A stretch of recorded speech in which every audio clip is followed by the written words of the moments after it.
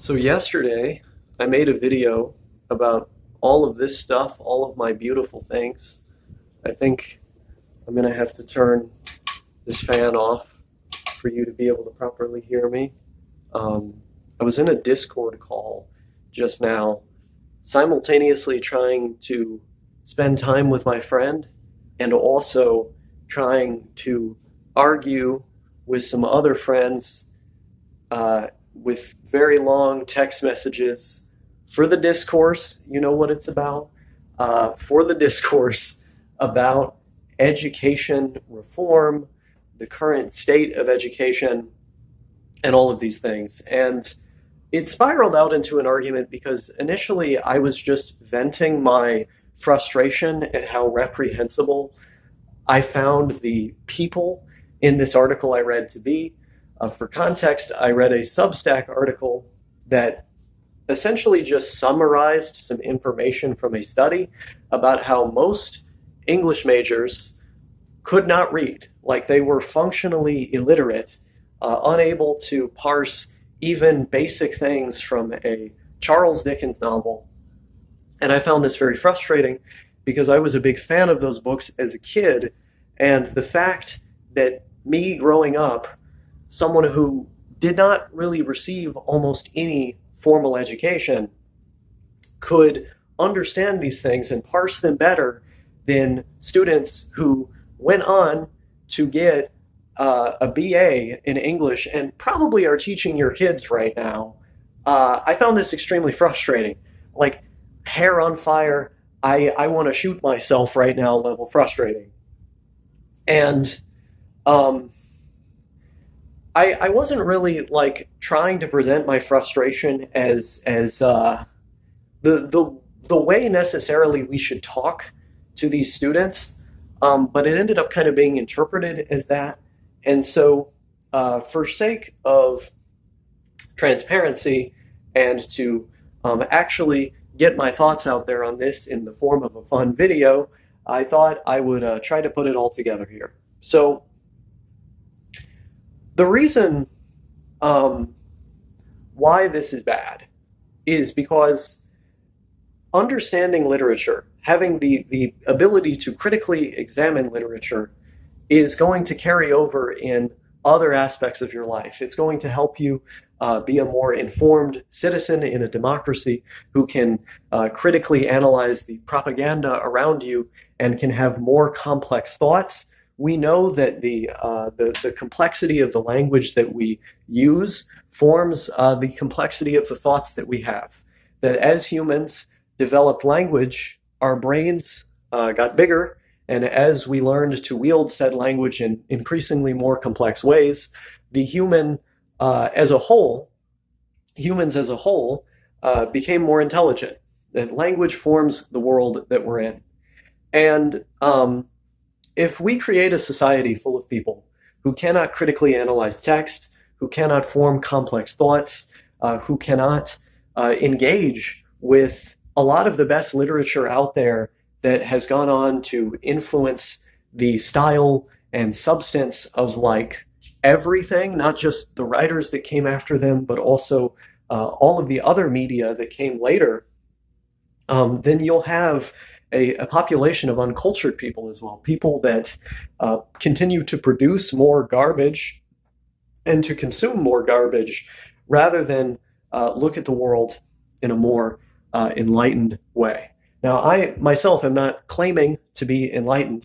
Apparently, I am more literate than many college graduates in the subject of English, and I have been since I was literally in middle school. But that does not mean I'm smart, nor does it mean that I'm enlightened. I simply have an interest in becoming those things at some point. And that interest, that curiosity, informs the decisions that I make in pursuit of my education.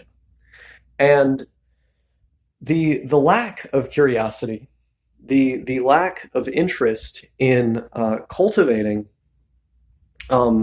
intellect, in cultivating education, is what I believe leads to outcomes like this, in addition to structural problems. I think in a rational world, we would not have education institutions that pass these people.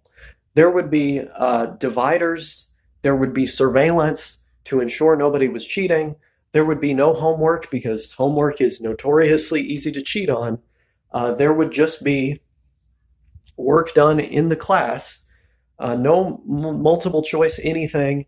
You would have to respond in your own words to every problem. You'd be posed with many logical problems. You'd have to write a lot, and you'd have to write in class. And in this world, you're eliminating many of the avenues by which people cut corners and try to get ahead to get better grades, through doing these shady things. That's the world that I want to live in. I want to live in one where it is literally as hard as possible to get a good grade without, I don't know, knowing the teacher and like doing something really illegal. These people need to be failed. They need to be failed. And in addition to failing these people, we need to cultivate a society that more highly values intellect, that more highly values curiosity and education and the arts and the things that were at one point highly valued in our society. Because if you look at the normalization of mediocrity, really all throughout this country, the way in which idiots and people who are not very hardworking are kind of put on a pedestal, even down to like the role models that we give to our kids, right?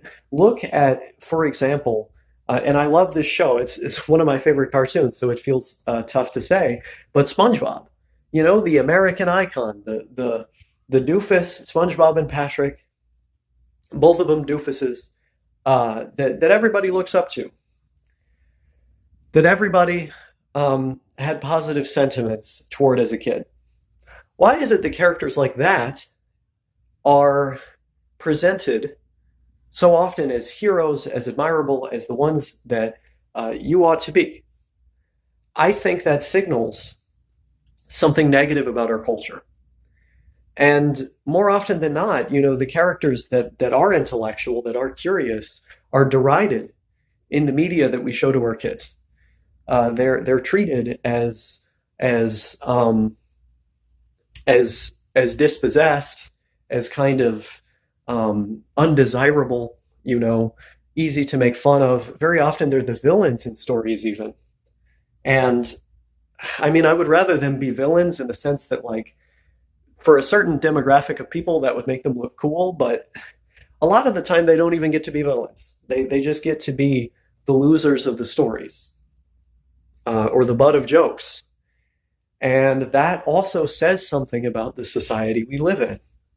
I don't think this would happen as often somewhere like China, somewhere where, you go on their version of TikTok and the bulk of what's being shown to kids is educational content that's meant to encourage your creativity. The role models that they give to their kids, also very different, because the government wants the population to be intelligent and productive people. Now, the missing component of that is they don't necessarily want their population to question the government, which is very bad. But the engineering spirit is there. The spirit of ingenuity is there. And we need more of that. We need more of that. And we're not going to get to that point with the No Child Left Behind BS, where your funding is contingent on how many people you pass. A lot of people need to fail. A lot of people need to fail. They need to take school over and over and over again until they understand it. And you pair this with, some other health-related policies like guarantee healthcare to everybody, get the food dyes out of the food, get the fluoride out of the water, get the fucking all of the preservatives that are damaging the brains, all the microplastics, the PFAS, the toxic chemicals in the air, the toxic chemicals in the water, Um, get all that shit out, remove all of it. And we will start to see a more intelligent population, I think. But we also just need to massively fund education. We need to change the way that our education system is funded. If we have an education system that's funded entirely by property tax, what's going to happen is the poorer schools are going to be disproportionately worse because there's fewer taxes to actually pay for the schooling. And so if we were to change it, if we were to change the system, let me just put you right here, to one where all of the schools are funded equally, and there was a concerted effort to make every school as equal in the quality of education as possible, then we would start to see better outcomes for every student. But that's not what we have right now. We have a situation in which food-based toxins, environmental toxins, and poor education by people who just want to get as many students out the door as possible are sort of all combining together to create and enforce a culture of mediocrity, which also exists to further facilitate the same negative dynamic that we just talked about. So it's all this it's all this big symbiotic system, like they all live off of each other, all these different things. And that's really bad. And it needs to change. And that's basically my opinion. But me being angry at these very retarded students of literature doesn't precisely convey what I think needs to occur, what I think needs to change on a systemic level.